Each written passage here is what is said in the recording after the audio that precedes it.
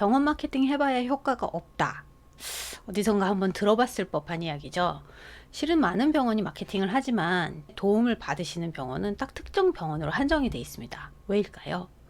제가 많은 병원을 컨설팅을 하고 그리고 제가 직접 병원을 마케팅을 해보고 느낀 것은 병원 마케팅이 성공하는 가장 큰 이유 중에 하나는 마케터가 환자가 내원하는 그 여정, 고객 여정이라고도 하죠. 고객이 우리 병원에 도달하는 여정에 대해서 정확히 인지를 하고 있고 그 인지에 따라서 환자가 우리 병원을 찾게 되는 동선에 맞는 키워드를 사용을 했느냐 안 했느냐에 따라서 첫 번째 병원 마케팅 성공이 결정되게 됩니다. 그렇다면 무조건 환자가 검색을 해볼 가능성이 높은 키워드를 많이 사용을 하면 환자의 수를 높일 수 있을까요? 그렇지 않습니다. 오히려 일부 병원들 같은 경우는 너무나 조회수가 많은 키워드를 쓰고 있어서 그게 문제가 되는 경우도 있으세요. 당연히 작은 예산으로도 환자가 내원할 수 있는 키워드를 쓰기 위해서는 각각의 키워드가 갖는 성격을 정확히 알고 우리에게 필요한 키워드를 선택해야 된다는 거예요. 그러기 위해서는 환자가 특정 키워드를 선택할 때 어떤 의도를 갖고 선택하게 되는지를 좀 이해할 필요가 있어요. 저 같은 경우에는 제가 함께 일하는 친구들에게 키워드를 크게 4가지로 구분을 하고 각각의 키워드를 검색할 때 환자가 가지는 의도가 뭔지를 정확히 이해를 하고 거기에 맞춰서 키워드를 선택해야 된다고 얘기를 하는데요. 오늘은 이 부분에 대해서 제가 좀 더 자세히 설명을 드릴 예정이에요. 실제로 저는 키워드를 크게 2가지로 구분을 해요. 단순 검색을 위한 키워드냐 아니면 목적을 가진 검색 키워드냐. 단순 검색 키워드라는 거는 환자의 입장에서는 그냥 궁금해서 하는 검색의 키워드를 단순 검색 키워드라고 구분을 하는데요. 예를 들면 이런 키워드들이 단순 검색 키워드에 속해요. 주름, 송곳니, 치아 미백. 주름이라는 키워드를 검색했을 때 그 키워드를 검색한 환자가 병원에 내원을 의도 조금이라도 병원에 가야겠다는 생각을 하고 있을 가능성은 매우 낮아요. 만약에 피부과나 성형외과에 가서 시술을 할 계획이었다면 주름을 개선하는 치료 이런 식으로 치료와 관련된 키워드를 활용해서 검색을 하지 주름이라는 2단어로 검색했을 확률은 좀 낮기는 하세요. 또 한 가지 송곳니. 그저 송곳니의 모양이라든가 송곳니가 무슨 단어인지가 궁금해서 검색을 해봤을 확률이 크지 송곳니를 치료할 사람이 송곳니라는 키워드로 검색을 했을 확률은 낮죠. 문제는 여기에 치아 미백이라는 키워드가 하나 들어가 있는데 마케터 입장에서 봤을 때는 당연히 이거는 시술에 대한 키워드이기 때문에 이거는 목적을 가진 검색이 아니냐라고 얘기를 할 수 있지만 저는 이 치아 미백이라는 키워드를 2010년부터 활용을 하면서 느낀 건 이 치아 미백이라는 키워드 자체를 검색하시는 많은 분들은 그저 궁금해서 검색을 하는 경우가 많고요. 치아 미백에 효과가 있는 치약을 찾는 경우도 많고요. 아니면 본인이 홈쇼핑에서 구매하고 싶은 약재를 검색하기 위해서 치아 미백이라는 단어를 검색하는 경우가 많아요. 그렇기 때문에 병원의 입장에서는 이 환자가 내원할 의도가 매우 낮기 때문에 이 치아 미백이라는 키워드를 사용해서 유료 광고를 한다면 비용 대비 효율이 떨어지는 키워드일 수밖에 없어요. 그렇기 때문에 만약에 어떤 광고를 하고 있는데 환자가 조회를 한 양에 비해서 내원을 하는 숫자가 적다라고 한다면 그 키워드가 혹시 단순 검색 키워드가 아닌지 확인을 하시고 특히 예산이 작은 소규모의 병원의 경우는 이런 키워드는 제외를 하고 목적 검색에 포함된 키워드로 마케팅을 하시라고 추천을 드려요.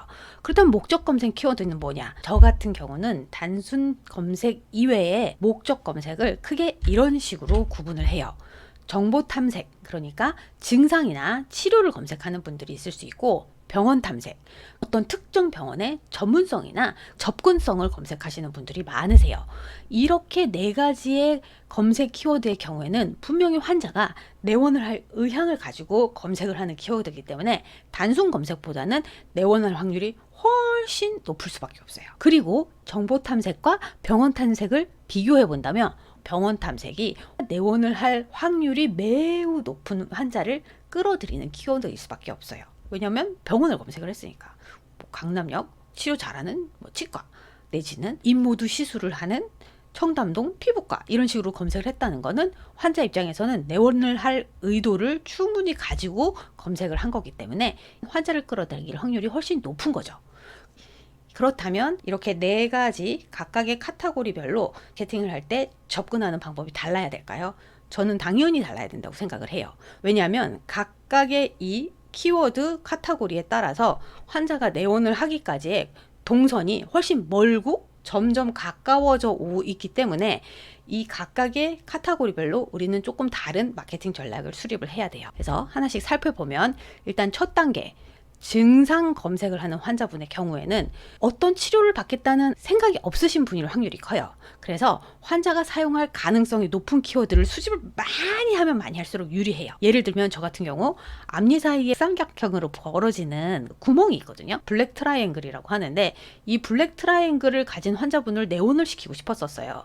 그렇다면은 온라인상에 가서 내가 블랙 트라이앵글 치료하는 방법 이렇게 키워드를 사용한다고 해서 내원하실 환자는 거의 없어요. 왜냐하면 그게 블랙 트라이앵글이라고 부르는지도 잘 모르고 있기 때문이죠. 이럴 때는 그 역삼각형으로 생긴 구멍을 환자가 쓰는 단어로 설득을 해서 들어와야 되는데, 그러기 위해서는 환자분들이 그 증상을 어떻게 표현하는지를 최대한 수집을 많이 하는 게 좋아요. 그래서 저 같은 경우 앞니 사이 깨라는 표현도 많이 하더라고요. 앞니 구멍, 이빨 사이 틈 이런 식으로 저 유사한 단어를 수십 가지를 모아서 마케팅을 할 때 최대한 많이 활용을 해서 증상을 가진 환자의 대다수가 우리 마케팅에 노출이 될 수 있도록 유도하는 방법으로 활용을 했었어요. 그렇다면 다음으로 치료 검색은 어떨까요?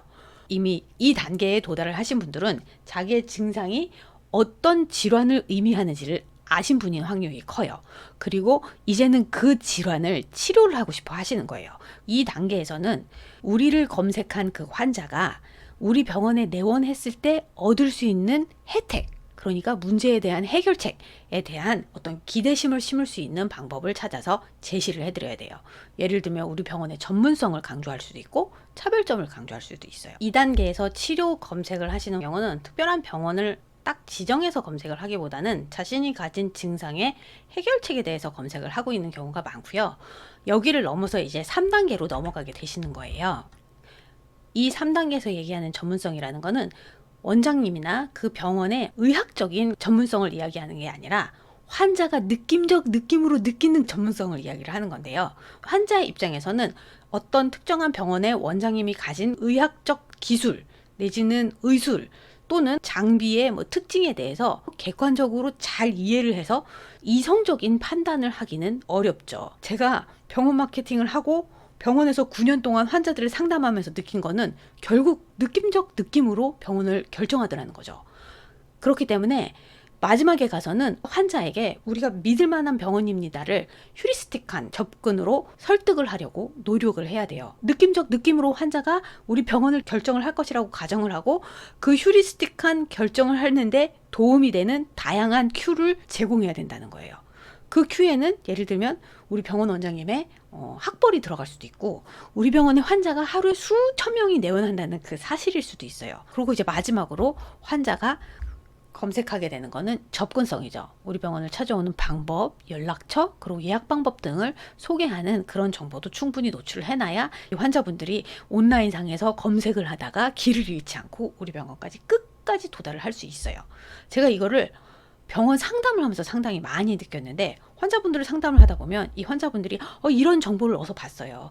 분명히 내가 인터넷상에서 검색을 했더니 앞니를 어떻게 치료를 해서 하루 만에 치료할 수 있다는 얘기를 제가 분명히 봤어요. 그래서 제가 물어보죠. 어디서요? 그렇게 질문했을 때 그 정보를 어느 병원에서 봤다라고 정확히 기억을 하는 환자가 거의 100명에 2명 정도밖에 없더라고요.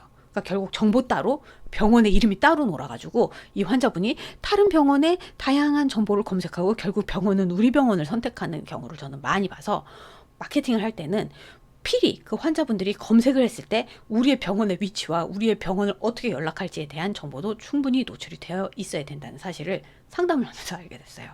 자, 환자는 병원을 검색할 때 24가지 의도를 갖고 있는 거예요. 증상 검색을 할 수도 있고, 치료 검색을 할 수도 있고, 전문성을 검색을 할 수도 있고, 접근성을 검색을 할 수도 있어요.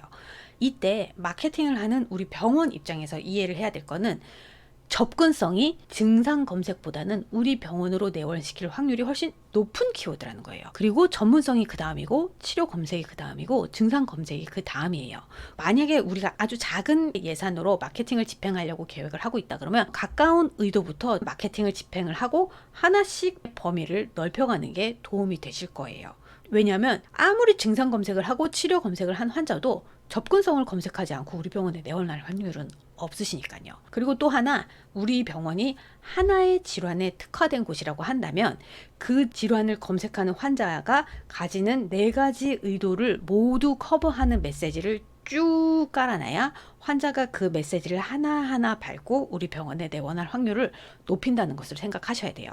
그러니까는 정리해보면 결국 병원이 마케팅을 했는데 효과가 없다라고 얘기하는 거는 보편적으로는 아예 단순 검색, 우리의 병원에 환자를 내원시키는 그 목표와는 거리가 먼 마케팅 키워드를 활용하고 있을 확률도 크고, 혹은 증상 검색에 대한 키워드는 활용을 했는데 접근성과 관련된 키워드를 활용을 하지 않았다든가, 전문성에 대한 충분한 마케팅 메시지가 없었다든가 하는 어디에선가 구멍이 나 있을 확률이 크세요.